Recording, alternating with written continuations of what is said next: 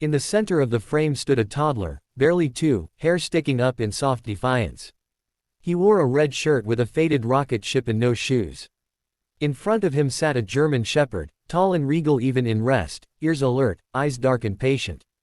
The toddler's face was stern, lips pursed, eyebrows knitted with a seriousness that did not belong to someone so small.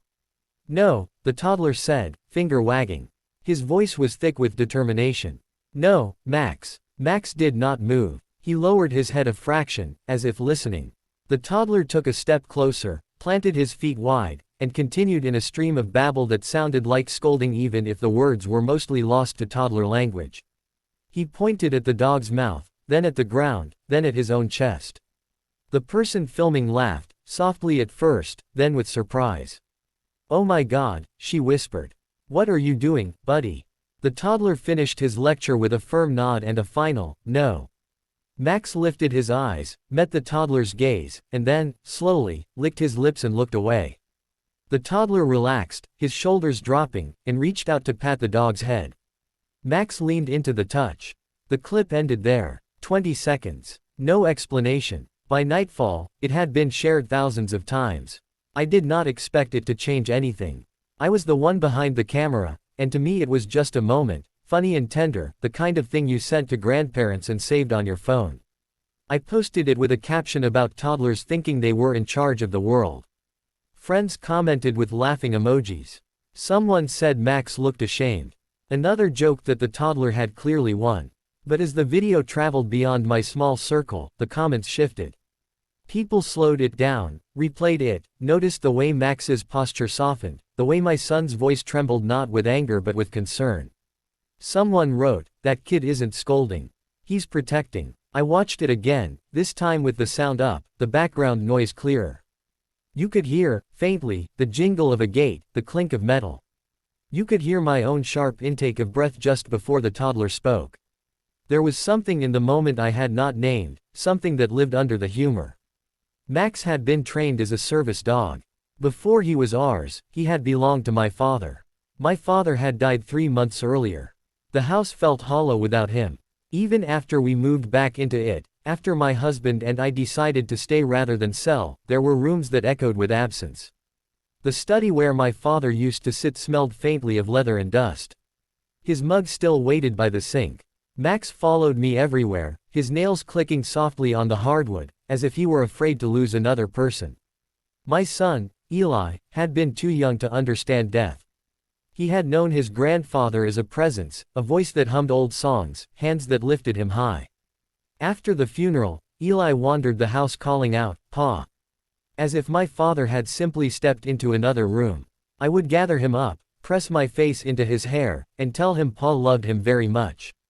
Max slept by Eli's crib every night. The day of the video, I had been cleaning the backyard, trying to do something with my hands to quiet my mind. Max lay near the fence, watching the street. Eli toddled behind me, picking up sticks and offering them to me like treasures. At one point, I heard Max growl, low and sharp. I turned to see a man standing on the other side of the fence, peering in. He smiled when he saw me, raised a hand, said something I could not hear. Max stood, hackles lifting. Eli froze. "Max," I said, my voice tight. "It's okay." The man took a step closer to the fence. Max barked, loud enough to make Eli jump. Eli looked from the dog to the man and back again. His small hands clenched. The man laughed, took a step back, said, "Good dog," and walked away. I exhaled, my legs weak. Max settled, though his eyes stayed on the street. I turned back to Eli, ready to soothe him. That was when Eli marched up to Max and began his lecture. In the video, you could not see the man or the fence. You could not hear the bark that had cracked the afternoon open. All you saw was a toddler and a dog, a scolding that looked adorable. In my body, I remembered the fear, the flash of it, the way my heart had raced at the thought of a stranger watching my child. I remembered Max's growl, the sound of it like a warning pulled from deep in his chest. Eli had not been angry at Max. He had been scared. The comments kept coming. People told stories of children who spoke before they should have, who sensed things adults missed. Someone wrote about a dog who had saved their child from a fall. Another said they cried watching Eli's finger wag, the way he took responsibility so earnestly. A woman messaged me privately. She said she had worked with service dogs for years. She pointed out Max's body language, the way he submitted not out of fear but understanding. She asked if Max had been trained to respond to children. I wrote back and told her about my father. She responded with a long message about grief and animals and the way children absorb emotions like weather. She said something that stayed with me, that sometimes the smallest among us step into roles we do not expect, because someone has to. The video made its way to a local news station. They asked if they could interview us. I hesitated, my stomach twisting at the thought of turning a private moment into a spectacle. But there was something else, too, a pull toward telling the truth of it, not just the cute surface. During the interview, they asked me why I thought Eli had scolded Max. I told them about the man at the fence. I told them about my father. My voice shook when I said his name. They showed the clip again, slowed down, and the reporter pointed out the moment where Eli's voice softened at the end, where his hand reached out. "It looks like he's making sure Max understands," she said. Eli sat on my lap, oblivious to the attention, playing with the microphone cord. Max lay at our feet, his head resting on his paws, eyes half closed. After the segment aired, strangers stopped me at the grocery store. They told me the video had made them cry. They told me it had made them call their parents, hug their kids, pay attention to their dogs. It felt surreal, like the world had tilted and a small moment had become a mirror for so many people. At night, when the house was quiet, I watched the video alone. I watched my son stand up to a dog twice his size, his fear transformed into something like authority. I watched Max listen. I thought about my father, about the way he used to talk to Max, firm and gentle. I thought about the day he brought Max home, proud as if he had adopted another child. He had said, "This one's going to take care of us." Max had taken care of him until the end, alerting when his blood sugar dropped, staying close when his steps faltered. When my father died, Max had sat by the door for days, waiting. Now Max took care of us.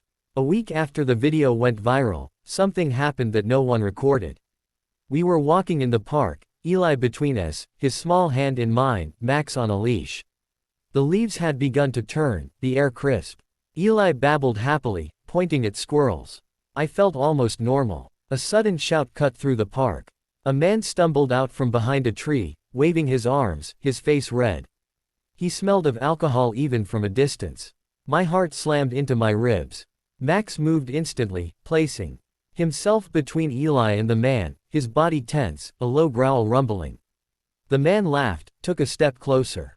"No," Eli said, loud and clear. He stepped forward before I could stop him, his hand up, finger extended just like in the video. "No." The man froze, confusion flickering across his face. For a moment, the world seemed to hold its breath. Then the man shrugged, muttered something, and wandered off. My knees nearly gave out. I dropped to the ground, pulled Eli into my arms, my hands shaking. Max pressed against us, solid and warm. Later, at home, I watched Eli play with his blocks, completely unbothered by what had happened. Max lay nearby, his eyes following every movement. I realized then that the video had not captured a novelty.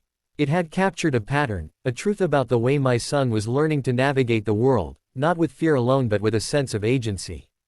He had learned, somehow, that he could speak, that his voice mattered. I thought about how often we underestimate children, how we laugh at their seriousness instead of listening to it. The comments slowed eventually. The internet moved on, as it always does. But the video remained, a small square of light in a vast sea of content, waiting for anyone who needed to see it. One evening, months later, I sat on the porch with Max, the sky bruised with sunset. Eli was inside with my husband, laughter drifting out through the open door. I rested my hand on Max's head, feeling the steady rise and fall of his breath. "You did good," I said softly. Max lifted his head, looked at me with those dark, knowing eyes, and then leaned into my leg.